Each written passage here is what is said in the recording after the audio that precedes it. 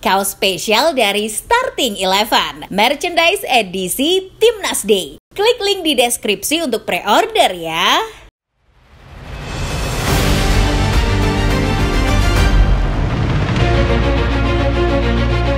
Pertandingan besar kualifikasi Piala Dunia 2026 fase grup C zona Asia kali ini akan mempertemukan Jepang dan Indonesia.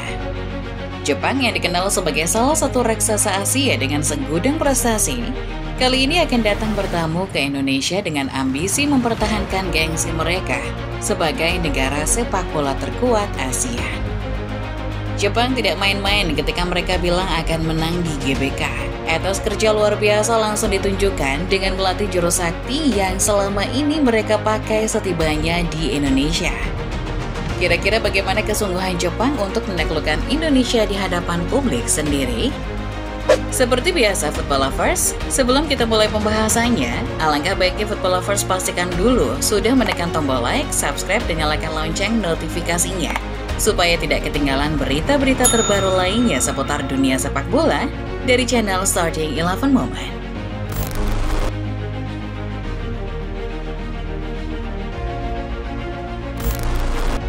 Laga Jepang melawan Indonesia dalam babak kualifikasi Piala Dunia 2026 ini memiliki makna yang besar bagi kedua tim. Bagi Jepang, pertandingan ini adalah kesempatan untuk mempertegas posisi mereka sebagai pemuncak klasemen. Mengamankan 3 poin dari Indonesia akan semakin memperkokoh dominasi mereka dan memastikan langkah mereka menuju Piala Dunia dengan lebih aman.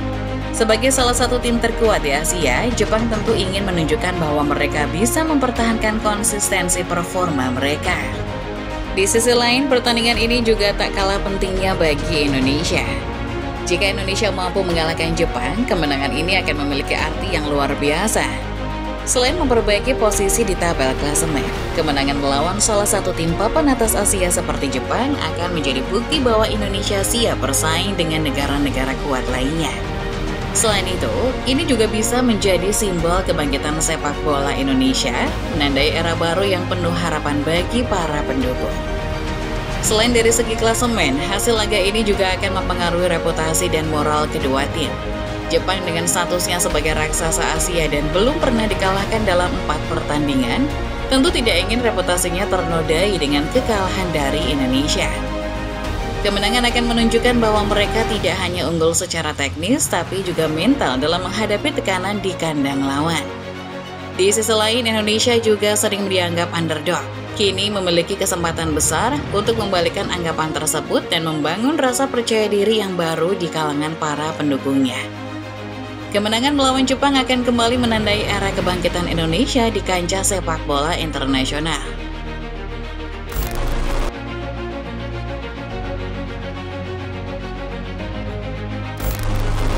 Timnas Jepang dikenal dengan gaya permainan yang sangat efektif, mengandalkan bola-bola pendek, cepat, dan penuh presisi. Strategi ini telah menjadi ciri khas Jepang, sekaligus jurus sakti yang membuat mereka menjadi tim terkuat di grup C dengan rekor tak terkalahkan. Permainan bola pendek yang terukur dan koordinasi tim yang rapi menjadikan Jepang sulit ditaklukkan.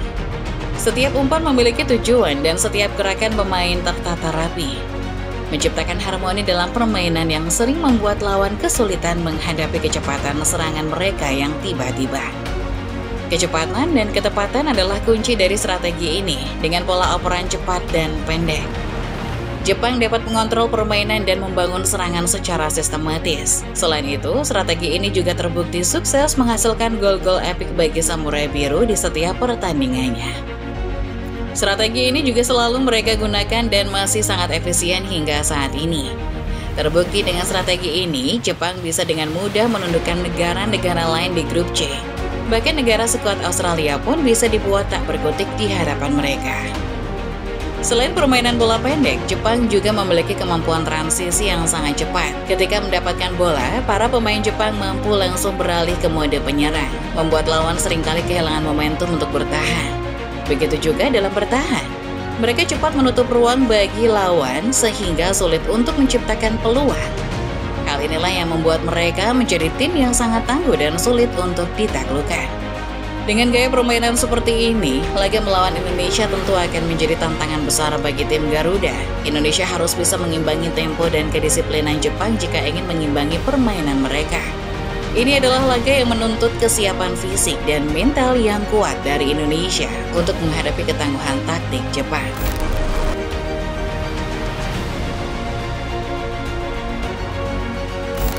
Kabar terbaru menyebutkan timnas Jepang kini telah sampai di Indonesia. Dilansir dari tvOneNews.com, Jepang baru mendarat di Indonesia pada Senin 11 November kemarin setelah sebelumnya sempat mendapatkan masalah penerbangan yang cukup merepotkan.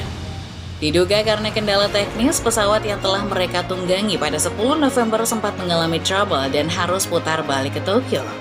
Akibat dari permasalahan ini juga, akhirnya timnas Jepang tidak bisa datang lebih awal ke Indonesia. Kendati demikian, anggota timnas Jepang tidak mengeluhkan masalah ini sama sekali. Bagi mereka, permasalahan semacam ini seakan sudah biasa terjadi dan bukan hal yang serius. Kedatangan timnas Jepang di Indonesia menjadi pusat perhatian para penggemar sepak bola. Mereka tiba dengan penuh percaya diri, namun tak menunjukkan sikap meremehkan.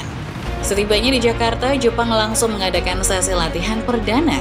Bahkan meski cuaca saat itu sedang tidak bersahabat, Samurai Biru tetap mengadakan sesi latihan. Yuto Nagatomo CS menunjukkan keseriusan mereka dalam mempersiapkan diri menghadapi timnas Indonesia. Latihan yang dijalani tim Jepang pada kala itu berfokus pada pola permainan andalan mereka, yaitu kecepatan dan ketepatan passing. Sayangnya tidak semua pemain Jepang mengikuti sesi latihan ini. Timnas Jepang harus berangkat secara bergiliran. Selain itu, beberapa pemain juga diharapkan akan datang terlambat karena harus membela klub mereka di Eropa.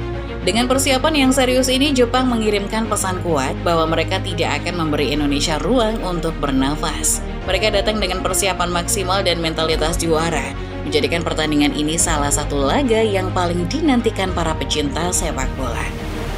Yuto Nagatomo pernah bilang bahwa yang dikejar Jepang adalah kemenangan. Samurai Biru mengakui kehebatan Indonesia, tetapi mereka tidak ingin meraih hasil lain selain kemenangan.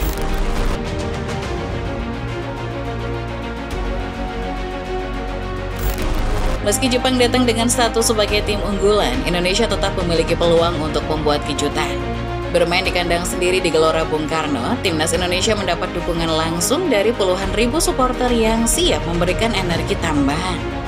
Dukungan moral tidak bisa dianggap remeh karena atmosfer kandang seringkali memberikan pengaruh besar bagi performa sebuah tim. Selain itu, Indonesia kini memiliki perisai baru di lini belakang, yaitu Kevin Dix. Bek naturalisasi asal Belanda ini memiliki pengalaman bertanding di level tinggi dan kemampuannya akan sangat berguna dalam menghadapi serangan cepat Jepang.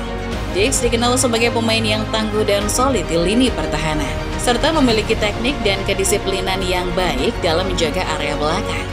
Kehadirannya diharapkan bisa memperkuat pertahanan Indonesia dan memberikan rasa aman bagi rekan-rekannya. Dengan strategi dan persiapan yang matang, serta semangat bermain di kandang sendiri, Indonesia harusnya sudah punya modal yang cukup untuk menghadapi permainan cepat dan efektif dari Samurai Biru. Meskipun laga ini tidak akan mudah, dukungan supporter dan kehadiran pemain-pemain baru bisa menjadi faktor pembeda. Nah, football lovers, itulah dia pembahasan mengenai persiapan Jepang menghadapi Indonesia. Jepang menunjukkan kalau semangat tempur mereka luar biasa jelang laga kontra Indonesia. Target mereka cuma satu, menang di GBK. Lantas bagaimana menurut football lovers sendiri? Sanggupkah Jepang mengatasi perlawanan Indonesia? Jangan lupa komen di bawah ya.